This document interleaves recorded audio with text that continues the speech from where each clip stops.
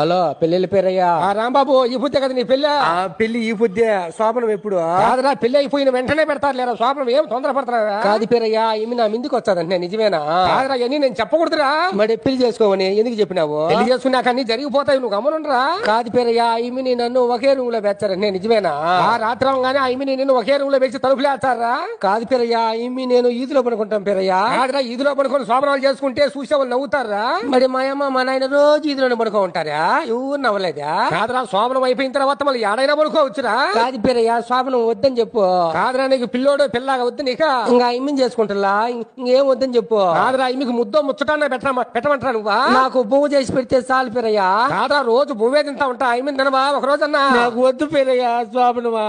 ads కాకరా మా ఎత్త చెప్పింది ఆయమ్మి నేను ఒకే దుప్పట్లో పడుకోవాలంట పేరయ్యా కాదు పనుకోరా నాకు ఉబ్బ పెడతాది నేను ఈదులో పడుకుంటా కాదురా పెళ్ళైన కొత్తలో ఎవరు చూడడం చోట పడుకోవాలరా